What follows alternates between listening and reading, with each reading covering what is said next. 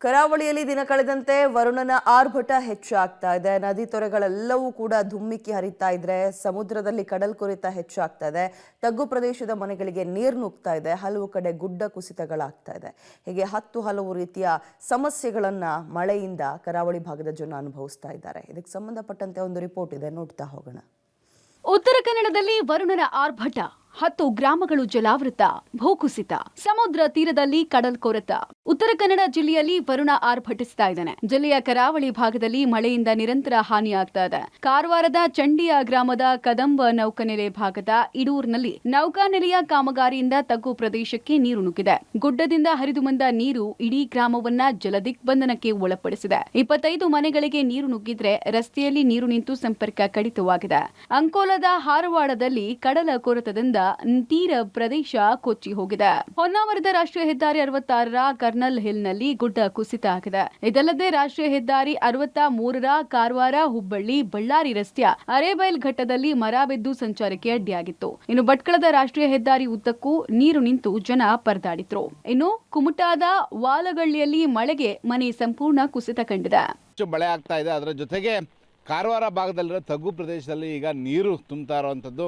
ನಾವಿವತ್ತು ಚೆಂಡ್ಯ ಮತ್ತು ಇಡೂರು ಭಾಗದ ಮಧ್ಯಭಾಗದಲ್ಲಿ ಅಲ್ಲಿ ರಸ್ತೆ ಕೂಡ ಈಗ ಸಂಪೂರ್ಣವಾಗಿ ನೀರಿನಿಂದ ಆವೃತವಾಗಿರುವಂಥದ್ದು ನೀವು ನೋಡ್ಬೋದು. ಈ ಭಾಗದಲ್ಲಿ ಗುಡ್ಡದಿಂದ ಹರಿದು ಬರ್ತಂಥ ನೀರು ಬೇರೆಡೆ ಹೋಗೋಕ್ಕೆ ಸಾಧ್ಯ ಆಗ್ತಾ ಇಲ್ಲ. ಯಾಕೆಂತಂದರೆ ಪಕ್ಕದಲ್ಲಿಯೇ ಕದಂಬ ನೌಕಾನೆಲೆ ಇದೆ. ಅವರು ರಸ್ತೆಗಾಗಿ ಈಗ ಚಿರಂಡಿಯನ್ನು ಕೂಡ ಮುಚ್ಚಿರೋದ್ರಿಂದಾಗಿ ಈ ಚೆಂಡ್ಯ ಭಾಗದಲ್ಲಿರುವಂಥ ಇಡೂರಿಗೆ ನೀರು ಹರಿದು ಬರ್ತಾ ಇದೆ. ನೀವು ನೋಡ್ಬೋದು ಈ ಭಾಗದಲ್ಲಿ ಸಾಕಷ್ಟು ನೀರು ಈಗ ಭೂಮಿಯ ಮೇಲ್ಭಾಗದಿಂದ ಸಂಪೂರ್ಣವಾಗಿ ಜಲಾವೃತವಾಗಿರುವಂಥದ್ದು.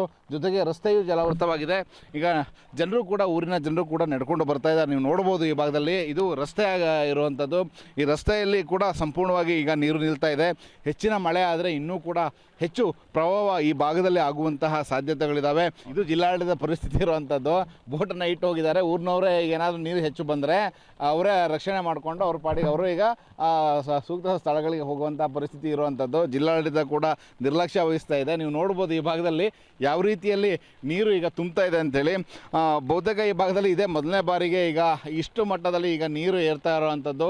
ಮಳೆ ಹೆಚ್ಚಾಗುತ್ತೆ ಅಂತೇಳಿ ಈಗಾಗಲೇ ಹವಾಮಾನ ಇಲಾಖೆ ಕೂಡ ಸೂಚನೆ ನೀಡಿದೆ. 9ನೇ ತಾರೀಕುವರೆಗೂ ಕೂಡ ಹೆಚ್ಚಿನ ಮಳೆ ಇರುವಂಥದ್ದು. ಮಳೆ ಹೆಚ್ಚಾಯಿತು ಅಂದರೆ ಈ ಭಾಗದಲ್ಲಿ ಮತ್ತೆ ನೀರು ಇನ್ನೂ ದೊಡ್ಡ ಪ್ರಮಾಣದಲ್ಲಿ ಹೋಗ್ತದೆ. ಈಗ ಸದ್ಯಕ್ಕೆ 25 ಮನೆಗಳಿಗೆ ಈಗ ಜಲಾವೃತವಾಗಿರುವಂಥದ್ದು. ಆದರೆ ಇನ್ನೂ ಹೆಚ್ಚಿನ ಏನಾದರೂ ಮಳೆ ಬಂದರೆ ಇನ್ನೂ ಸಾಕಷ್ಟು ಮನೆಗಳು ಈಗ ಈ ಭಾಗದಲ್ಲಿ ಈಗ ಜಲಾವೃತವಾಗ್ತದೆ. ಅದಲ್ಲದೆ ನೌಕಾನೆಲೆಯವರು ಮಾಡಿದಂತಹ ಕಾಮಗಾರಿ ಏನಿದೆ ಅವರ ರಕ್ಷಣೆಗೆ ಬೇಕಾದ ವ್ಯವಸ್ಥೆಗಳನ್ನು ಅವರು ಮಾಡಿಕೊಂಡ್ರು. ಆದರೆ ಅಕ್ಕಪಕ್ಕದಲ್ಲಿರುವ ಗ್ರಾಮಗಳಿಗೆ ಬೇಕಾದ ವ್ಯವಸ್ಥೆಗಳನ್ನು ಅವರು ಖಂಡಿತವಾಗಿ ಮಾಡೋದೂ ಇಲ್ಲ. ಹಾಗಾಗಿ ಇವೆಲ್ಲ ಸಮಸ್ಯೆ ಆಗ್ತಾ ಇರೋವಂಥದ್ದು. ಇನ್ನು ಜಿಲ್ಲಾಡಳಿತ ಕೂಡ ಎಚ್ಚೆತ್ಕೋಬೇಕಾಗಿತ್ತು. ಯಾಕಂತಂದರೆ ನೀರು ಹರಿಯುವ ಸ್ಥಳವನ್ನು ಮುಚ್ಚಿದಾಗ ಬದಲಿ ವ್ಯವಸ್ಥೆಯನ್ನು ಮಾಡಬೇಕಿತ್ತು. ಇವ್ಯಾವುದನ್ನು ಕೂಡ ಜಿಲ್ಲಾಡಳಿತ ಮಾಡಲಿಲ್ಲ. ಹೀಗಾಗಿ ಹೆಚ್ಚು ಮಳೆಯ ಜೊತೆಗೆ ಕೃತಕ ಪ್ರವಾಹ ಉತ್ತರ ಕನ್ನಡ ಜಿಲ್ಲೆಯ ಕಾರವಾರ ಭಾಗದಲ್ಲಿ ಈಗ ಸೃಷ್ಟಿಯಾಗಿರುವಂಥದ್ದು. ಜನ ಸ್ವಲ್ಪ ಮಳೆ ಆದರೆ ಸಾಕು ಇಡೀ ಮನೆಗಳನ್ನು ಅವರು ಕಳ್ಕೊಳ್ಳುವಂತಹ ಸ್ಥಿತಿ ಈ ಭಾಗದಲ್ಲಿರುವಂಥದ್ದು. ಕೃತಕ ಪ್ರವಾಹ ಈ ಭಾಗದಲ್ಲಿ ಸೃಷ್ಟಿಯಾಗ್ತಾ ಇರುವಂಥದ್ದು. ಸದ್ಯದ ಮಟ್ಟಿಗೆ ಈಗ ಮಳೆಯೂ ಕೂಡ ನಿಧಾನವಾಗಿ ಹೆಚ್ಚಾಗ್ತಾ ಇದೆ.